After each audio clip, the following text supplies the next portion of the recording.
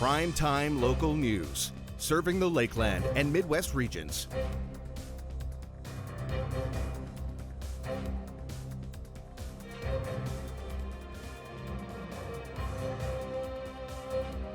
Now, gyms are often looked at for just physical gains, but one gym here in Lloydminster wants to change that. Our Callan Dunlop reports.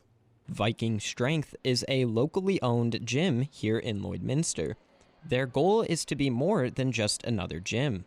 This gym in particular focuses on the mental health aspect in which they feel is undervalued. Yeah, well, I think the last couple of years have taught us that mental and physical health is something that everybody's responsible for. It's no one else can take accountability or responsibility for your mental health or your physical health.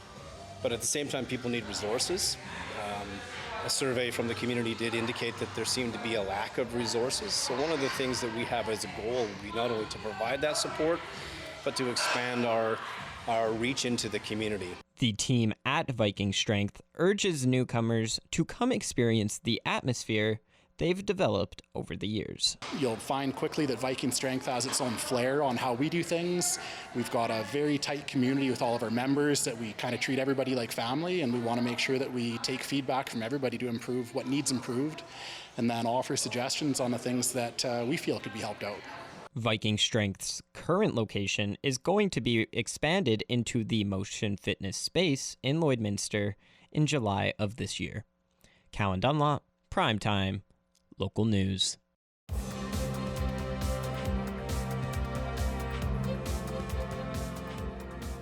The CPCA season started this past weekend in Meadow Lake, and this weekend the action moves to North Battleford. With more, here's Thomas Wildman. Once again, we have our CPCA Vice President, Greg Buchanan, here today to talk to us about last weekend's races at Meadow Lake, alongside the races that will be coming up this weekend at North Battleford. And so thank you so much for being with me today, Greg. Thanks for having me, Thomas. All right, Greg, so let's first talk about Meadow Lake. The top drivers, Devin Mitswing was the winner of the aggregate. Then we also have Dallas Dick and Danny Ringette were in that Dash for Cash to finish off. So tell me a little bit about those top drivers and all the races that were happening at Meadow Lake.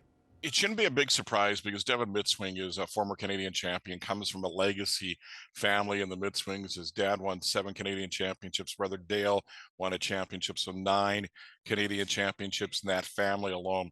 So Devin Mitswing back in the fold, and he looks strong. Like he's a great driver, has great barn depth. And look for Devin Mitswing. And probably last week when we talked about drivers that could be in contention, maybe we overlooked Devin. Devin's going to be in contention every weekend. Dallas Dick had a nice start, and Danny Ringette's one of those drivers that he has made those strides in the last number of years. This is year number 10 for him as a driver in the CPCA. So after, some feeling out process in the first few years, Danny's finding his own. And I think he's a guy that's running with a lot of confidence. And also Danny won the Dash after that too. So Danny's coming off a Dash win, and look for him to kind of build on that this week in North Battleford. And then looking at some of those drivers that were knocking on the door for the final Dash for Cash and in those top spots in the CPCA standings right now, Ori Wood is actually tied with Danny Ringette. He's a rookie driver. There's also Logan Gorst, Todd Baptiste, and Ryan Baptiste, and Luke Tournier, who are all in those final few spots just below the top 4. And so tell me a little bit about those drivers and how well they did at Meadow Lake and looking to be better at North Battleford. Well, I think more than anything, when you mention all those names, the one name that kind of stands out for me, it's a new name in Ori Wood.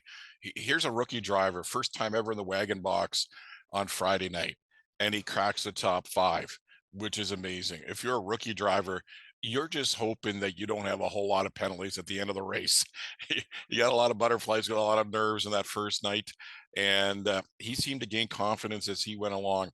A lot of times they tell the rookie drivers, don't worry about speed, try to stay clean. And he did both of that. And, many times, just like any other sport, hockey, baseball, football, whatever it be, when you're first going into that sport, everything seems to be moving a mile a minute. And it actually isn't, but in your mind it is. And then for Ori Wood, he's dialed it in already, and things are already slowing down for him, which Many times you don't see that until, a year or maybe 2 years into your career where things seem to slow down. And so Rory Wood is a guy that's going to just get better as he goes along here. And so let's talk about North Battleford and just a little bit about the track conditions, as well as some of the local drivers who may be looking to make a big impact at North Battleford. Yeah, I don't know if home cooking really helps a whole lot, but it makes you feel comfortable around your settings. It's a track that is very good. It's well maintained, but it hasn't been used for the last number of years. So bit of a challenge probably, that getting it ready for that Friday night or Thursday and Friday, and making sure that it's strong throughout the week. And typically on a track like that, you may see times be a little bit slower the first night, a little quicker on Friday, and then even faster on Saturday and Sunday, because that track's going to get pounded down. And when that track gets pounded down and gets into the condition that you need for racing, that's when you see fast times. But if you think of North Battleford and think of locals there, Todd and Ryan Baptiste they call them the Can-Do kids. So Can-Do's just down the road from there. Also Amber LaRue, for more than anything, that's likely her closest to her hometown show. So Amber LaRue coming home of sorts there. And Amber LaRue, I think North Battleford always means something special to her, because a number of years ago when she made her first ever trip as a female driver in the CPCA, it was in North Battleford, and it came with a lot of press and fanfare, and there was media from the CBC Global, CTV, all covering that race that night. So, so it's a different feeling for Amber LaRue when she rolls into that track compared to other tracks. All right, Greg, you mentioned Amber LaRue. She's the only CPCA female driver. Tell me a little bit about her impressive results, especially at Meadow Lake this past weekend, and just how good of a driver she's been throughout her time in the CPCA. Amber's a great horseman. Amber knows her way around the horses and knows how to handle the horses. And she's been around horses all her life. She's been around wagons all her life. And, whether it be the big wagons or the pony chariots, her dad was a big driver back in the day, and she lost him a few years ago. And that means something very special to Amber to be racing in the memory of her dad. So I think for Amber, she faces this, and more than anything, what people have to realize, Amber LaRue is a female, but Amber LaRue, first of all, is a wagon driver, and just happened to, she wears a different pair of jeans than other drivers, so it's so what, don't hold anything against Amber for being a female. She is holding her own, that she belongs with everybody else, and she's just like anybody else. She had a good start to Meadow Lake. She really came out of the infield on fire. Like, she barreled very well, and that's one thing you're going to see as you get more and more comfortable in the wagon box, more comfortable with your outfits, that you're going to barrel well. And if you come out of the infield with the lead on a short track like North Battleford, like a short track last weekend in Meadow Lake, good chance you're going to win that heat. Thank you so much for all the information, Greg, and we will definitely be talking to you soon about more CPCA action. Thanks a lot, Thomas. And now it's time for us to check in once again with Abby St. John for another look at weather.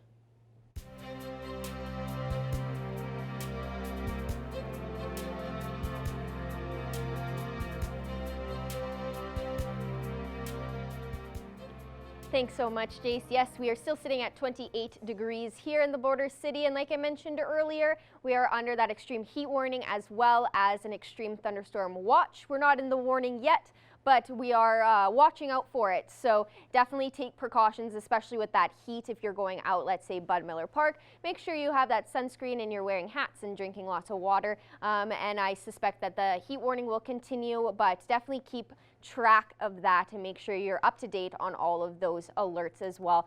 And then similar for Alberta, 30 in Edmonton and in Red Deer, 27 up in Athabasca, 19 in Whitecourt, 21 in Edson, 20 in Jasper, and 26 in Rocky Mountain House. And then on the Saskatchewan side, high 20s as well, 28 in North Battleford, 29 in Saskatoon, 27 in Meadow Lake, 25 in Prince Albert, and 23 in Melfort. So we're looking at those mid to high 20 degrees as we've seen. It's been a trend over the last couple of days, so we're all kind of sitting in that extreme heat.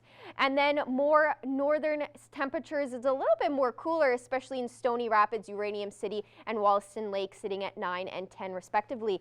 And then 25 in La Loche and Buffalo Narrows, 18 in South End Reindeer, and 18 also down in Flin Flon. And then on the Alberta side, a little bit more warmer than the Saskatchewan side, but still sitting kind of low in those mid to high teens. We have 14 in Peace River and Grand Prairie, 16 in Slave Lake, 26 in Fort McMurray, 20 in High Level, and 18 out in Fort Chipewyan. And then down south, definitely on the hotter end, 32 in Coronation, 30 in Lethbridge, 31 in Medicine Hat, and 24 in Banff and Calgary. So they're definitely sitting extremely warm temperatures, especially in those 30 degrees.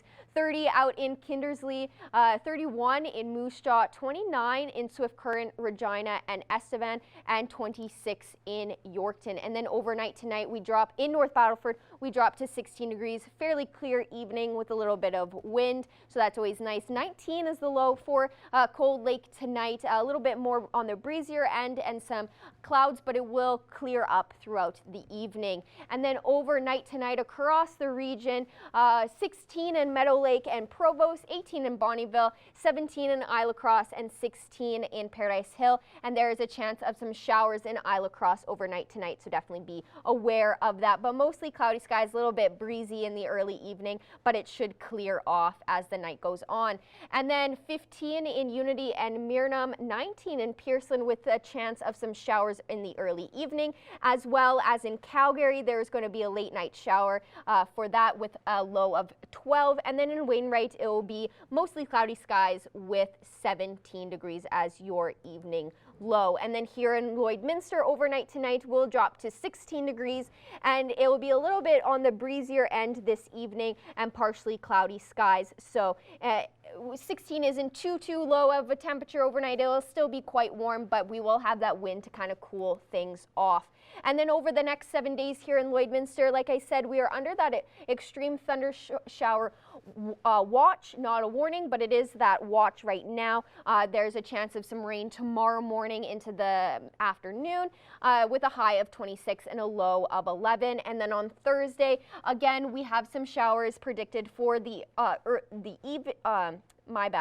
morning into the afternoon, with a high of 15. So we do drop on Thursday, and then a low of 9. And then on Friday, we warm right back up to 25 with a mix of sun and clouds throughout the day and a low of 12. And then on Saturday, it will be a high of 19 and a low of 11 with a mix of sun and cloud. And then on Sunday for Father's Day, we have a high of 21 and a low of 11 with mostly sunny days, just a little bit of cloud. So that will be perfect for Father's Day. And then on Monday, it's going to be a cloudy one with a high of 21 and a low of 9. So we drop to those low temperatures in the evening. And then on Tuesday, it'll drop to about 18 degrees with mix of sun and cloud. And then that 9 will be your daytime low. But that is a look at your 7-day forecast. Jace Mackey will have more news coming up after the break.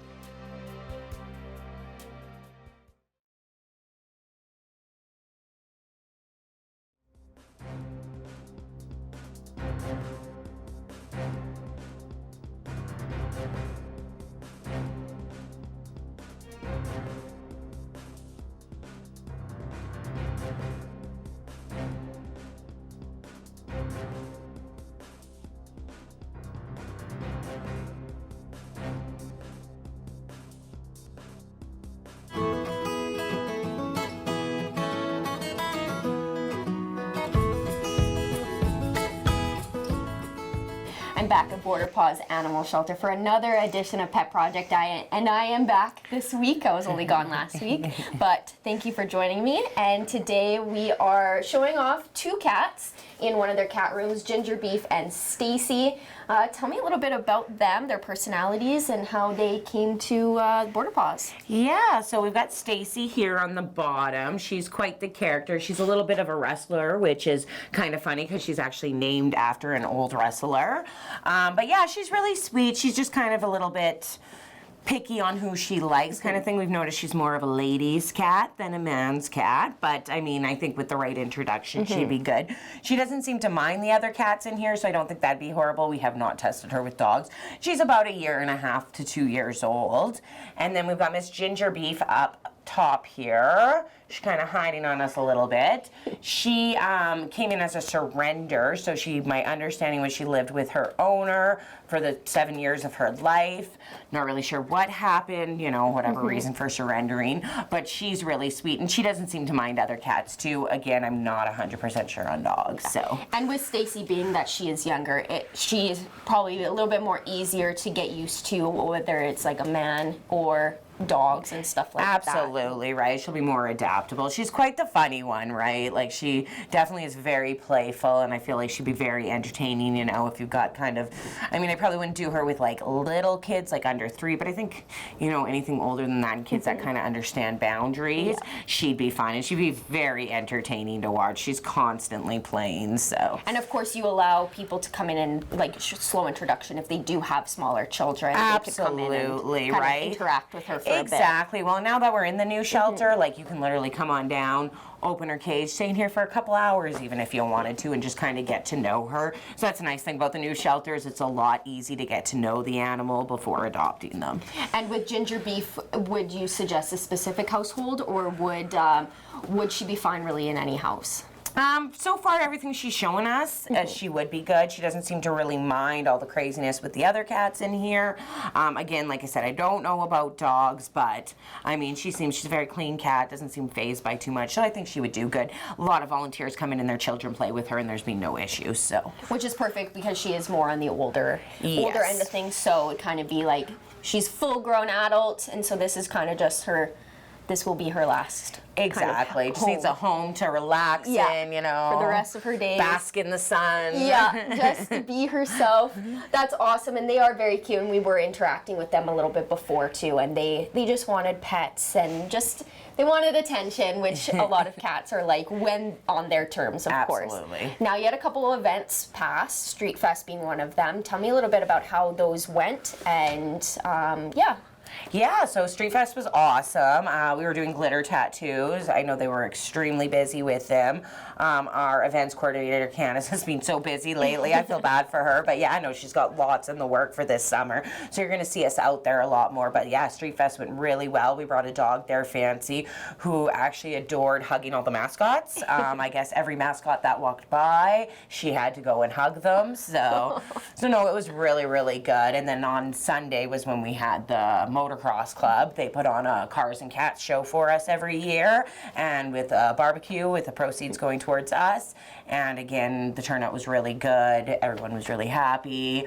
She brought a different dog, and that dog got a lot of attention as well, and I believe he's getting adopted today at 12. That's perfect. Yeah, Candace I think she's fantastic at the different events that you guys do and setting those up, and she really does work hard on getting you guys out there a lot. Right. Like I mentioned a few weeks ago, events where you don't really typically think that an animal shelter would be a part of, you guys are, and I think it's great exposure to different. It's really nice. It's really nice to have somebody so dedicated and working hard to get that and get her name out there and just get involved with the public. It's just nice to see. Everybody likes going to an event and then seeing an animal there. Absolutely. So especially when they're not expecting it too. Exactly. I know that always makes me super happy. I know events where animals are there, I'm super excited, but when you're not expecting it, I feel like it's 10 times better.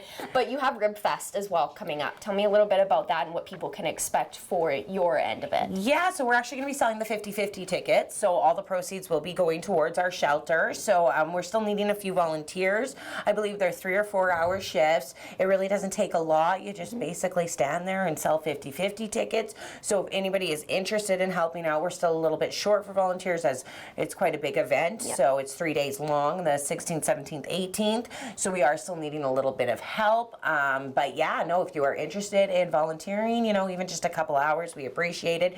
You can either call the shelter or you can reach out to Candace through events@borderpaws.ca.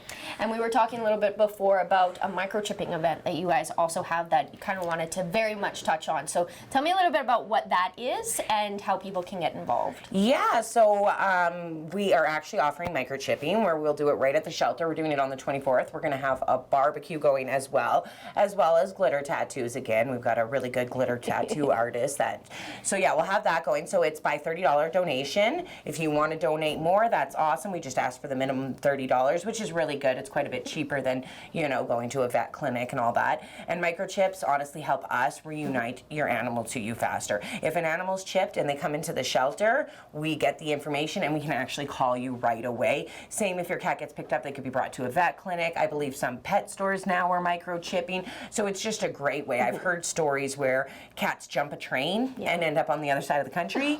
And actually, I seen one on the news where a lady was reunited with her cat. She was from, I believe, Edmonton, and her cat ended up in Toronto. And because it was microchipped, she was reunited with her cat. Which is awesome. It's a great thing to do. Yeah, which is fantastic. So just to clear up and maybe any confusion, so people in the community can bring their animals to the shelter, give a $30 donation or whatever they want, and then they can get their cat or dog microchipped. Absolutely. We're going to run it from 11 to 4.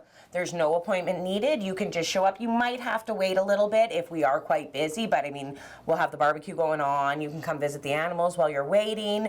So yeah, no, just stop on by. That's the 24th, 11 to 4, and we're really looking forward to it. We're hoping for a big turnout just because it's much easier for us to reunite your animals when they're microchipped. Yes, which is fantastic because there are some people who don't have the microchipped and they run off somewhere, and you don't really always find them, which is sad and heartbreaking, especially a family pet. So this is a fantastic event for not only to raise money for you guys, but to have that safety net for people with their pets if they do run off. Now, same question as every week.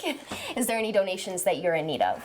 So yeah, we can always use, everything, of course, on our Amazon wish list, so check that out. But again, kitten food, we're running a little low on kitten kibble as well as kitten wet. So if anybody wants to pick up a bag of that or a case of that, we could definitely use it. Awesome. Well, thank you so much for joining me today, and hopefully these cats and other cats are able to find their forever home. Awesome. Thank you.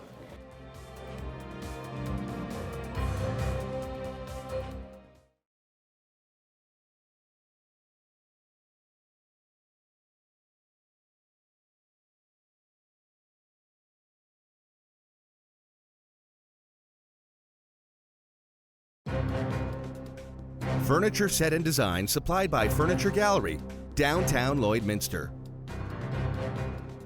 Well, today we are talking about beautifying communities on Primetime Local News. I have Susan Ellis joining me today. Susan is the chair of the Communities in Bloom at the national level. Susan, this is such a great program, and I'm so excited to chat with you about this. So thank you for joining me today. Well, it's my pleasure, and thanks for inviting me to come.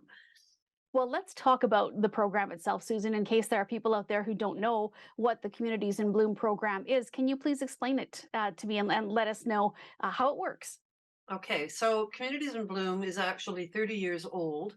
It has been operating in Canada at the provincial and national level since 1994, and it also has an international component to it as well.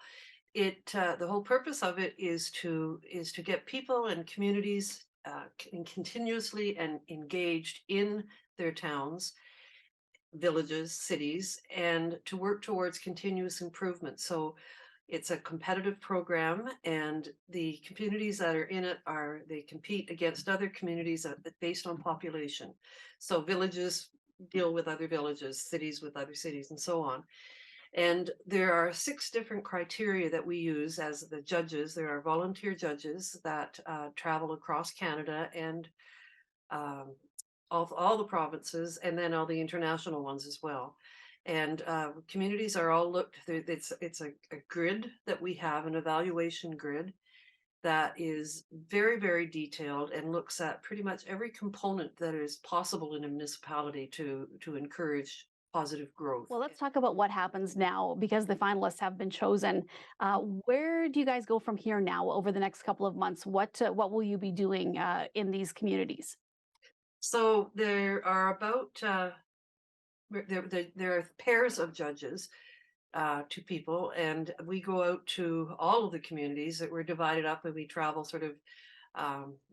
Well, last year I spent most of the summer in Europe on behalf of Communities in Bloom, and this summer I'm going to be mostly in Alberta, so and Saskatchewan, and we will arrive to the communities. We are there for possibly 3 days, generally 2 days. And during that time, we are looking at absolutely everything there is to see in the community and talking to the community builders, whether it's municipal, whether it's somebody from the residential associations, whether it's institutional, whether it's commercial. We talk to all the sectors that are involved and engaged in community building. And we have with us an evaluation grid. There are 78 elements on it, and it's very, very detailed. And there's 6 different criteria that we look at, and within those criteria are all the different elements that we're looking for.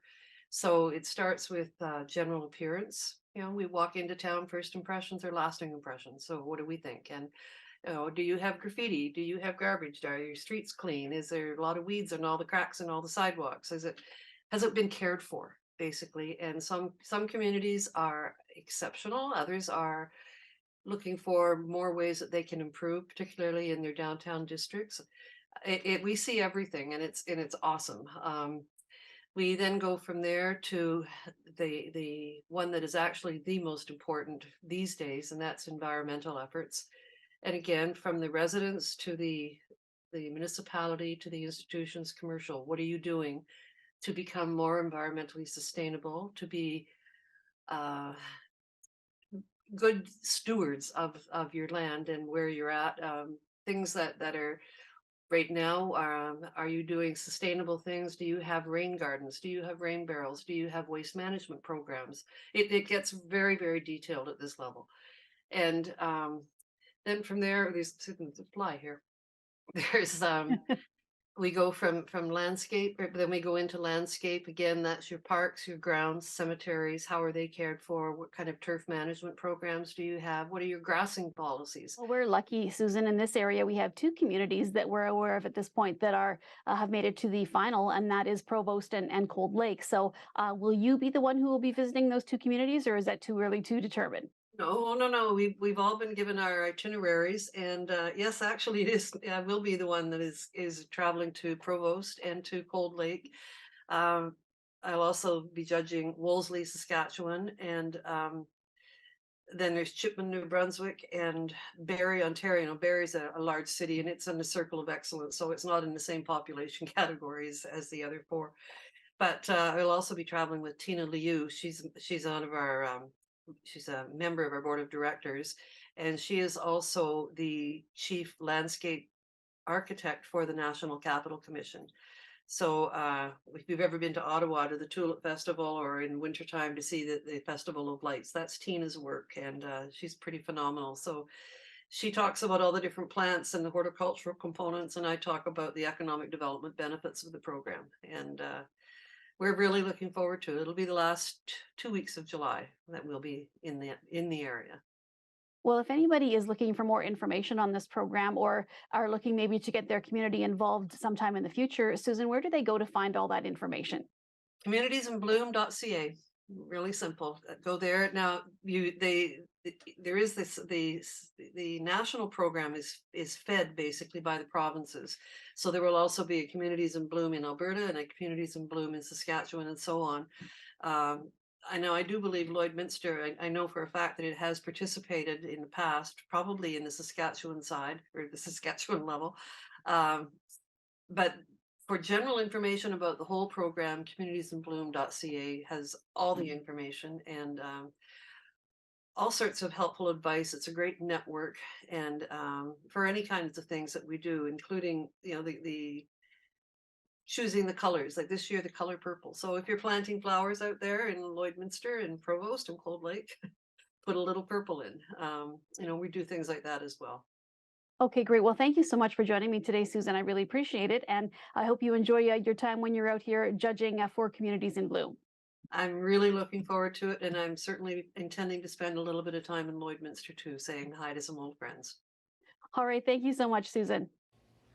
Taking a final look at your 7-day forecast. Tomorrow we're expecting some showers, and on Thursday as well. We have a high of 26 for tomorrow and a low of 11, and then things cool off on Thursday with a high of 15 and a low of 9. And then on Friday we're back up in the 20s with a high of 25, and then Saturday will be a mix of sun and cloud with a high of 19. And then for Father's Day Sunday, it's a high of 21 with a mix of sun and cloud. 21 also on Monday, but we have a fairly cloudy day, and then a mix of sun and cloud on Tuesday with a high of 18. Awesome. Thank you so much for that, Abby. And thank you all for joining us for this edition of Primetime Local News. Have a great night, and we'll see you back here again tomorrow.